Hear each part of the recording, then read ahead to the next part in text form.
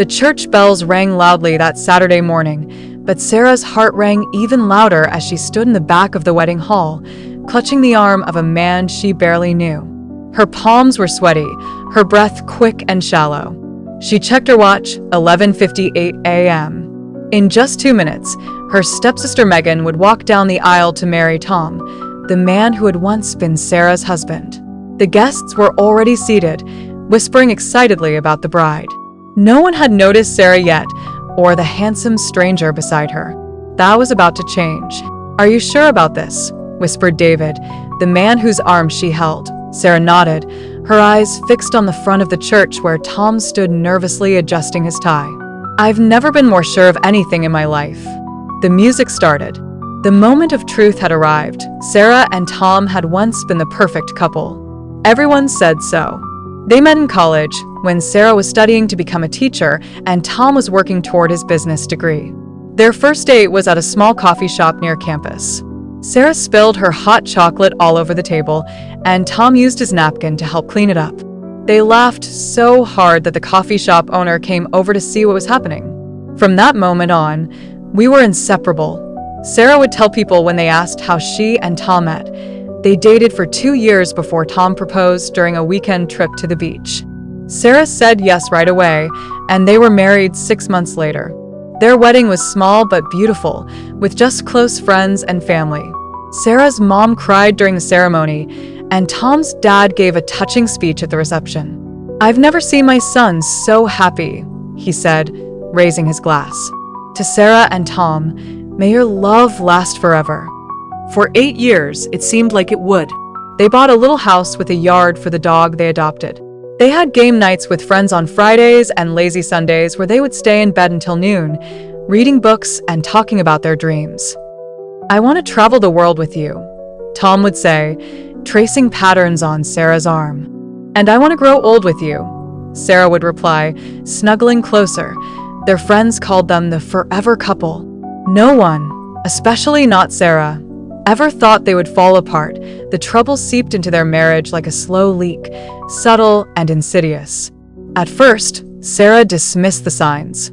Tom's late nights at work, the canceled weekend getaways, the way his goodnight kisses turned into mere brushes of the lips, all of it felt like the natural wear and tear of marriage.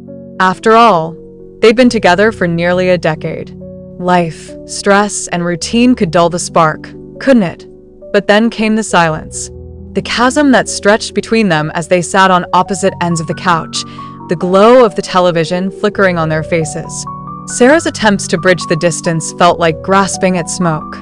She planned candlelit dinners, bought tickets to concerts he'd once been excited about, and even surprised him with a weekend getaway to the cabin where they'd spend their honeymoon. Each effort was met with polite gratitude, but no real enthusiasm. Tom's smile didn't quite reach his eyes anymore. His laughter, once full and contagious, had turned hollow. "Are you okay?" she asked one night, her voice barely above a whisper. "Just tired," Tom replied, eyes glued to his phone, fingers scrolling endlessly. Sarah's heart clenched. She told herself that maybe it was work stress, or something he wasn't ready to talk about. She convinced herself that love, true love, weathered storms like these. She just had to hold on then. One afternoon, while tidying up their bedroom, she heard the soft vibration of Tom's phone on the nightstand. She reached for it instinctively, intending only to place it back in its spot. But her eyes betrayed her, catching the name on the screen. Megan. Sarah froze. Megan, her stepsister. The girl who had shadowed her childhood, always wanting what Sarah had, her toys, her clothes, her friends.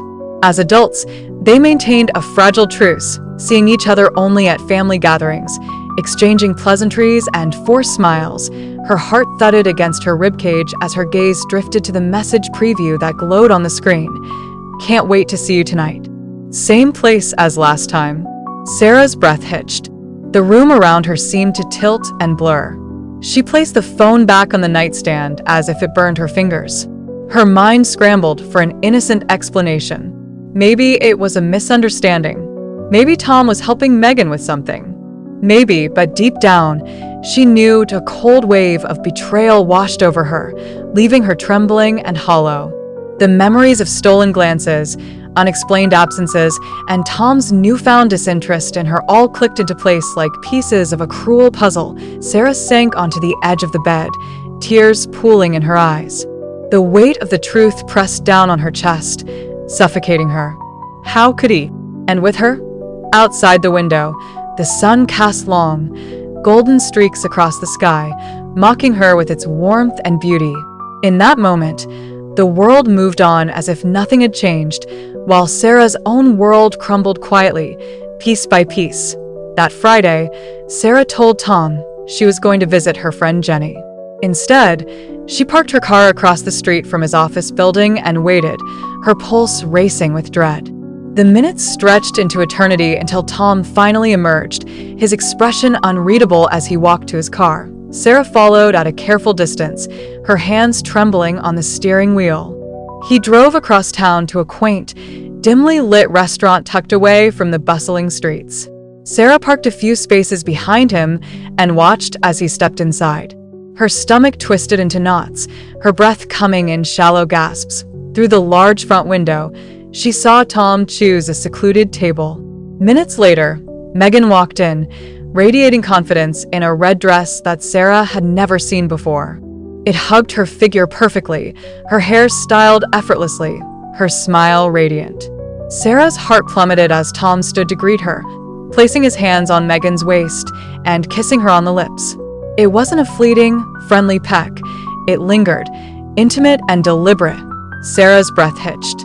She gripped the steering wheel, unable to look away as Tom and Megan laughed, leaned in close, and held hands across the table. They looked carefree, deeply connected, the way Tom used to look at her. The world outside continued to spin, but for Sarah, everything had come to a crashing halt. Tears blurred her vision as she finally drove away, her heart shattering with every mile she put between herself and the restaurant. The drive home was a blur, her mind replaying the scene over and over. She barely noticed the traffic lights or the familiar streets passing by. By the time she reached her driveway, her face was streaked with tears, her hands numb from gripping the steering wheel too tightly. In the days that followed, Sarah drifted through life in a fog. She couldn't confront Tom. The words wouldn't come. How do you ask your husband why he's in love with your stepsister? How do you face the fact that the life you cherished was a beautifully crafted illusion? She spent sleepless nights staring at the ceiling, haunted by memories of their wedding day, the vacations they shared, the dreams they once built together. The echoes of Tom's laughter, the warmth of his touch, felt like cruel reminders of what was now lost. Food lost its taste, and sleep became an impossible luxury. Every time she closed her eyes, she saw them. Tom's hand brushing Megan's, the tender smile he once reserved for Sarah.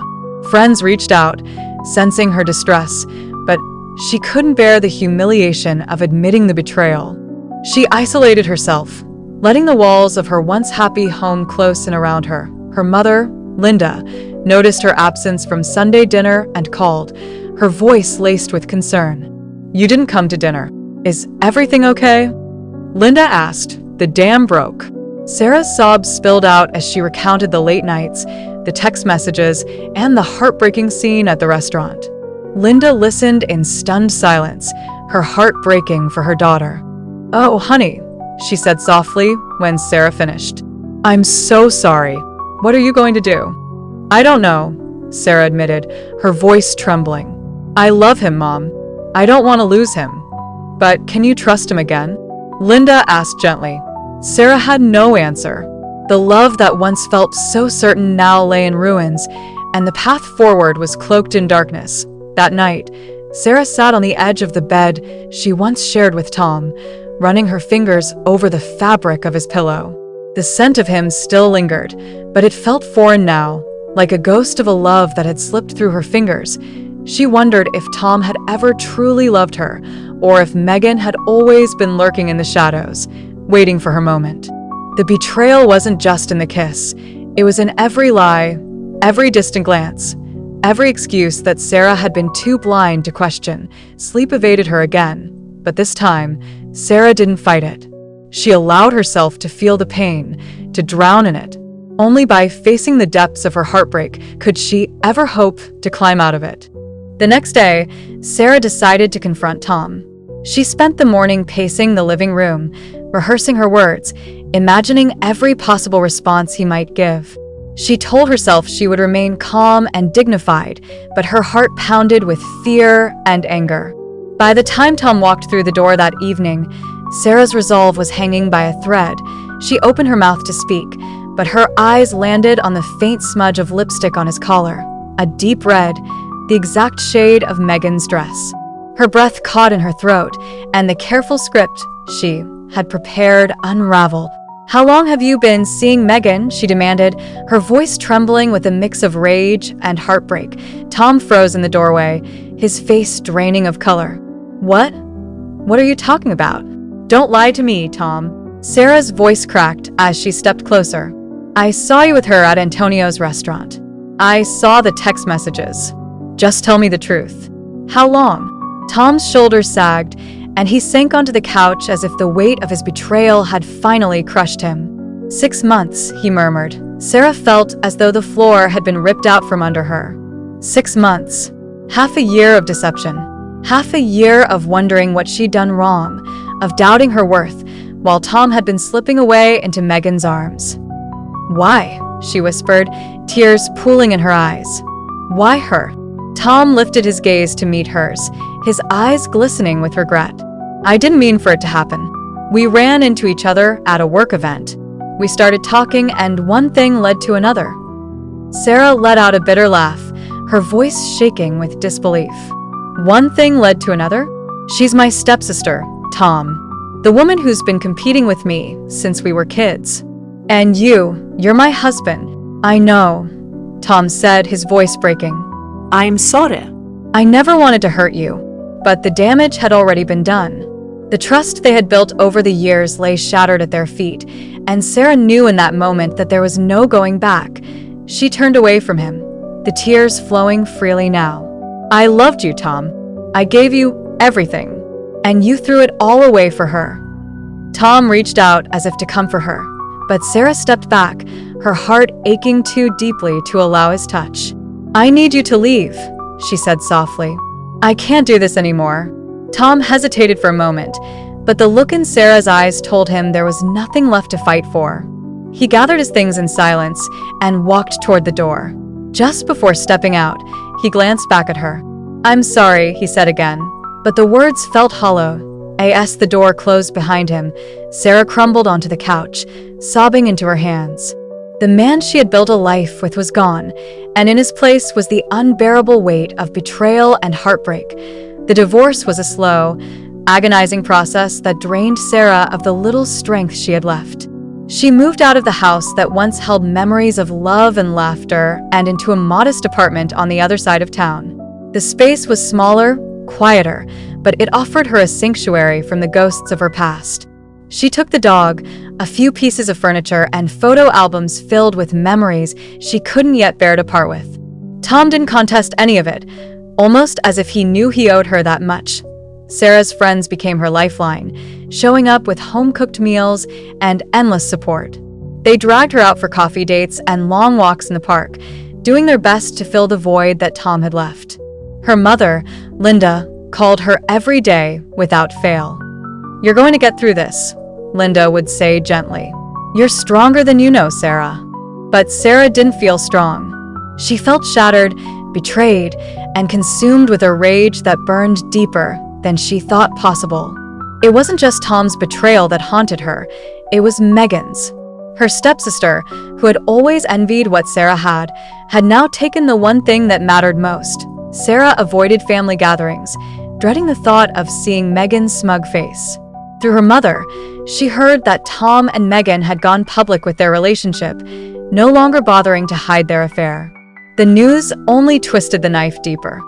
"I don't understand how she can show her face," Linda said during one of their calls. "Harry is so upset with her." Harry, Megan's father and Sarah's stepfather, had always treated Sarah like his own daughter. The betrayal had hit him hard too. "What about Dad? Is he okay?" Sarah asked. "He's furious," Linda replied. He told Megan she's not welcome in our house until she apologizes to you. But the apology never came. Instead, 3 months after the divorce was finalized, Sarah's phone buzzed with an unexpected message from Megan. "Tom and I are getting married. I want you to be there. It would mean a lot to us." Sarah stared at the screen in disbelief, her hands trembling with rage. Was this some twisted joke? Megan expected her to attend the wedding of her ex-husband and her stepsister? The audacity left Sarah breathless. Tears welled in her eyes as a storm of emotions crashed over her: anger, heartbreak, and disbelief. She wanted to scream, to throw her phone against the wall, to make Megan feel even a fraction of the pain she had caused. Instead, Sarah took a deep breath and typed a response. That night, Sarah couldn't sleep. The walls of her dimly lit bedroom felt like they were closing in as her mind spiraled through memories and emotions. How could Megan, her stepsister, expect her to attend the wedding, her wedding with Tom, the man Sarah had loved and lost? The betrayal cut deep, reopening wounds that time had barely begun to heal. She stared at the ceiling, her heart pounding with anger and sorrow. Megan had always been manipulative, but this was a new low. Inviting Sarah to the wedding felt less like an olive branch and more like a cruel taunt. Sleep remained elusive as dawn painted the sky in hues of pale orange and pink. Then, like lightning striking through the darkness, an idea emerged, terrible and brilliant. If Megan wanted her there so badly, Sarah would go. But not alone. A memory surfaced from years ago, one of the rare moments when Sarah and Megan had shared a genuine connection. It was Christmas Eve, and after a few too many glasses of wine, Megan had confided in her about David, her college boyfriend. "He was the love of my life," Megan had sighed, her eyes misty with nostalgia. "I even got his name tattooed on my ankle. Can you believe that?" "What happened?" Sarah had asked, genuinely curious. "He broke up with me, said I was too controlling. I was devastated. I still think about him sometimes. David, the one who got away." The man Megan had measured every other relationship against.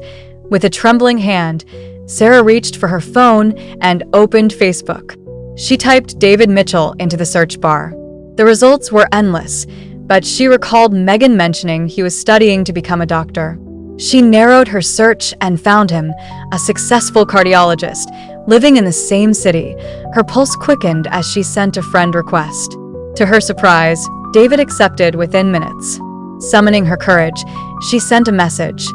"Hi David, this might seem out of the blue. I'm Sarah, Megan's stepsister. I hope you remember me." His reply came almost instantly. "Of course, I remember you. I'm sorry to hear about your divorce. That must be tough." Over the next few days, they exchanged messages. Sarah opened up about her heartbreak, Megan's betrayal, and the looming wedding. David listened with compassion and empathy, his words a soothing balm to her wounded soul. Finally, after drafting and redrafting her next message, Sarah took a deep breath and hit send. "This might sound crazy, but would you consider being my date to Megan and Tom's wedding? I can't face them alone." The wait for his response felt endless, but when it arrived, Sarah's heart lifted for the first time in months. "That's the best invitation I've had in years. Count me in." As the wedding day approached, Sarah felt a mix of nervous anticipation and quiet satisfaction. With David by her side, she wouldn't just be attending Megan's wedding, she'd be making a statement. And perhaps, in the process, she might find healing in the most unexpected of places. The wedding day arrived faster than Sarah expected. She spent hours getting ready, choosing a dress that made her feel confident, doing her makeup perfectly. She wanted to look her best, not for Tom or Megan, but for herself. When David picked her up, Sarah was nervous. What if this was a mistake? What if she made a scene and regretted it? But David's calm presence reassured her. "We don't have to do this if you don't want to," he said as they drove to the church. "We can turn around right now and go get ice cream instead." Sarah laughed, some of her tension easing. "No, I want to do this. I need to do this." And so they arrived at the church, Sarah's heart pounding as they walked in together. The usher, not recognizing her, asked if they were friends of the bride or groom. "Both," Sarah replied with a smile. They were seated near the back of the church. Sarah could see Tom at the altar, looking handsome in his tuxedo. It hurt to see him, but not as much as she had feared. The music started, and everyone stood as Megan began her walk down the aisle on Harry's arm. She looked beautiful in her white dress, her face glowing with happiness. Then Megan saw Sarah. Her step faltered, but she kept walking, her eyes fixed on Sarah and David. When recognition dawned on her face, when she realized who David was, Megan stopped completely. The music continued, but Megan didn't move. Harry tugged gently on her arm, whispering something in her ear. The guests murmured, confused by the delay. Finally, Megan moved again, but not toward the altar. She marched straight to where Sarah and David were standing. "What is he doing here?" she hissed, her face flushed with anger. Sarah met her stepsister's gaze calmly. "You invited me. You said I could bring a +1. But why him?" Megan stammered, looking at David. David smiled politely. "Hello, Megan. It's been a long time." Megan's face crumpled. Without another word, she turned and ran from the church, leaving a trail of gasps and whispers in her wake. Harry looked at Sarah, his expression a mix of shock and understanding. Then he turned and followed his daughter. Tom, who had watched the whole scene unfold, came rushing down the aisle. "What did you do?" he demanded, grabbing Sarah's arm. Linda appeared at Sarah's side, gently but firmly removing Tom's hand. "I think you've done enough damage," she said coldly. "Leave my daughter alone." The wedding guests were in chaos now, some following Megan outside, others standing in confused groups, whispering behind their hands. Sarah looked at David. "I think we should go." He nodded, offering his arm. "Ice cream?" he suggested with a small smile. As they walked out of the church, Sarah felt a weight lifting from her shoulders. She had faced her fear. She had stood up for herself. And somehow, she knew that everything was going to be okay. In the months that followed, Sarah heard that Tom and Megan had broken up. Tom had tried to reconcile with Megan, but the damage was done. Seeing David had stirred up old feelings that Megan couldn't ignore. Sarah didn't take pleasure in their pain, but she couldn't deny feeling a sense of justice. They had hurt her deeply, and now they were facing the consequences of their actions. As for Sarah herself, she was healing. She started seeing a therapist who helped her work through her feelings of betrayal and anger. She joined a hiking group and discovered a love for the outdoors. She reconnected with old friends and made new ones. And David? He and Sarah continued to see each other. Not as a way to get back at Megan, but because they genuinely enjoyed each other's company. Their relationship grew slowly, built on honesty and respect. One evening, as they sat on Sarah's porch watching the sunset, David took her hand. "I have a confession to make," he said, his voice serious. Sarah's heart skipped a beat. "What is it?" "I've been thinking about that day at the church a lot," David admitted. "I know it wasn't the right time or place, but when I saw you standing there so brave and strong, I think I started falling for you a little bit." Sarah smiled, squeezing his hand. "I think I started falling for you that day too," she confessed. They sat in comfortable silence for a while, watching as the sky turned from blue to pink to purple. "Do you regret it?"